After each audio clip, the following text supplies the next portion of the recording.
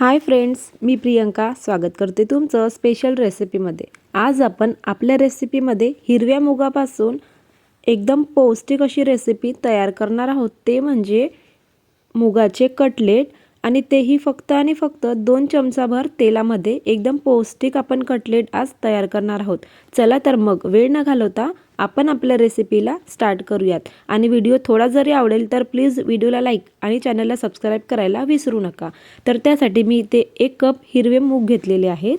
यांना 2 पाण्याने छान असं वॉश करून घ्यायचं, म्हणजे याला लागलेली सर्व धूळ निघून जाईल। आणि आता यामध्ये भरपूर असं पाणी घालायचं आहे, म्हणजे छान भिजतील मूग। तर मी इथे भरपूर असं पाणी घालून 7 ते 8 तासांसाठी भिजत घालणार आहे यांना। तर 8 तासांनी पाहू शकता, किंवा तुम्ही ते रात्रभर भिजत घातले तरीही चालेल। तर इथे छान भिजल्या गेलेले आहेत मूग। आता यामधील सर्व पाणी मी फेकून घेणार आहे आणि सर्व मूग जे घेतलेले आहेत त्यांना मिक्सरच्या जारमध्ये घालायचं। आता यामध्ये 3 ते 4 किंवा आवश्यकतेप्रमाणे मिरच्या घालायच्या आहेत हिरव्या। 1 इंच आल्याचा तुकडा घालायचं। आता वाटाण्याचं सीझन आहे त्यामुळे मी अर्धा वाटी ग्रीन वाटाणे घेतलेले आहेत। कढीपत्ता घालायचा आहे भरपूर। 1 चमचा भरून जिरे घालायचं आणि पाणी न घालता यामध्ये वाटण तयार करून घ्यायचं आहे। एकदम पेस्ट तयार करायची नाही, तर अशा पद्धतीने एकदम खडदड असं आपण वाटून घेऊया मिक्सरला। आणि हे सर्व एका भांड्यामध्ये काढून घ्यायचं आहे। आता यामध्ये काही बेसिकचे मसाले वापरणार आहे मी। याचं टेक्स्चर तुम्ही पाहू शकता अशा पद्धतीने आहे।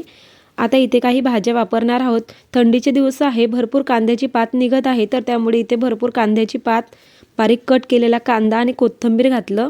तुम्ही तुमच्या आवडीनुसार यामध्ये भाज्या घालू शकता, जसं पत्तागोबी, गाजर, शिमला मिरची हे सुद्धा घातलं तरीही चालेल। आता इथे पाव चमचा हळद घालायची आहे। अर्धा चमचा जिरे घालायचे। आपण जिरे अगोदर सुद्धा वापरलेलं होतं, फ्लेवर खूप छान येतो, त्यामुळे पाव चमचा गरम मसाला आणि पाव चमचा चाट मसाला घातलं। आता यामध्ये बाइंडिंग येण्यासाठी 3 चमचे तांदळाचं पीठ वापरते मी। जर तुमच्याकडे तांदळाचं पीठ नसेल तर 3 चमचे कॉर्नफ्लॉवर किंवा 3 चमचे बेसन घेतला तरीही चालेल, फक्त बाइंडिंगसाठी। आणि ते चवीनुसार मीठ वापरायचं आणि व्यवस्थित असं मिक्स करून घ्यायचं आहे याला। हिरव्या मुगाचं सेवन करणं शरीरासाठी खूपच फायदेशीर असते, कारण त्यामध्ये प्रथिने, फायबर आणि अँटीऑक्सिडेंट भरपूर प्रमाणात असतात, जे की स्नायू बळकट करतात, वजन नियंत्रित राहते, पचन सुधारते आणि इतकेच नव्हे तर रोगप्रतिकारशक्ती वाढवण्यास मदत होते।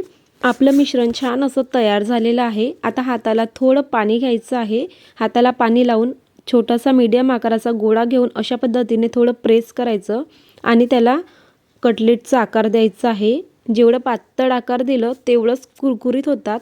तर अशा पद्धतीने एक कटलेट मी बनवून तयार करून घेतला। दिसायला जेवढं भारी आहे, खायला त्यापेक्षा कितीतरी पटीने टेस्टी होणार आहे हा कटलेट।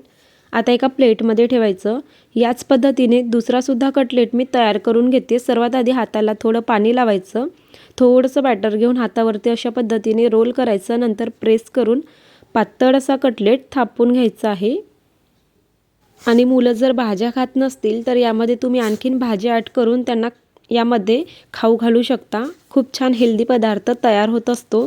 तर एवढे कटलेट मी आधी तयार करून घेतले। आता आपण यांना शॅलो फ्राय करूयात। त्यासाठी पॅनमध्ये 2 चमचा भरून तेल घालायचं। तेल छान असं पसरवून घ्यायचं। व्यवस्थित तेल गरम झालं की एक एक कटलेट यामध्ये सोडायची आहेत।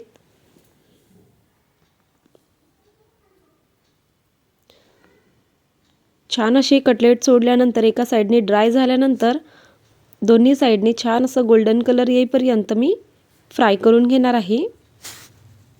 तर पाहू शकता वरच्या साईडने छान असं ड्राय झालं। आता याची साईड चेंज करून घ्यायची आणि दुसऱ्या साईडने सुद्धा मस्त असं गोल्डन कलर येईपर्यंत फ्राय करून घ्यायचं आहे। आपण संपूर्ण जे कटलेट आहे ते फक्त 2 चमचाभर तेलामध्ये तयार करणार आहोत। अजिबात यामध्ये एक्स्ट्रा तेल वापरणार नाही। तर पाहू शकता दोन्ही साईडने खूप छान असा गोल्डन कलर यायला लागलेला आहे।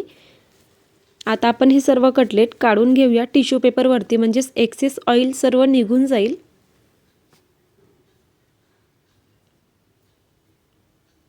आता हाच तेल छान असं एकदा पसरवून घ्यायचं आणि यावरतीच उरलेले सर्व कटलेट मी सोडून घेणार आहे।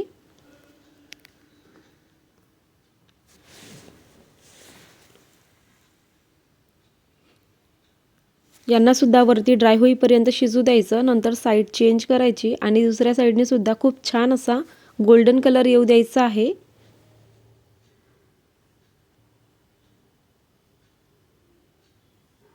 तुम्ही एकदा का ही रेसिपी मुलांना बनवून दिली तर ते वारंवार बनवून मागतील. या पद्धतीची ही रेसिपी आहे. पाहू शकता यांनासुद्धा मस्त असा कलर आलेला आहे कमीत कमी तेलामध्येच. सर्व कटलेट तयार झाले. उरलेले सुद्धा याच पद्धतीने मी याच तेलावरती तयार करून घेते गोल्डन कलर येईपर्यंत.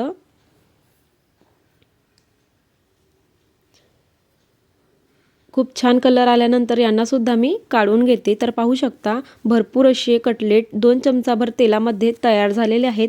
कोणत्याही प्रकारच्या चटणीसोबत किंवा असं खाल्लं तरीही खूप टेस्टी वाटतात. तर एक कटलेट मी आतमधून टेक्स्चर दाखविणार आहे, तोडून दाखविणार आहे. बाहेरून एकदम कुरकुरीत आणि एकदम सॉफ्ट आतमधून अशा पद्धतीचा कटलेट तयार झालं. व्हिडिओ आवडला असेल तर प्लीज व्हिडिओला लाईक आणि चॅनलला सबस्क्राईब करायला अजिबात विसरू नका. वेळात वेळ काढून रेसिपी पाहिल्याबद्दल धन्यवाद.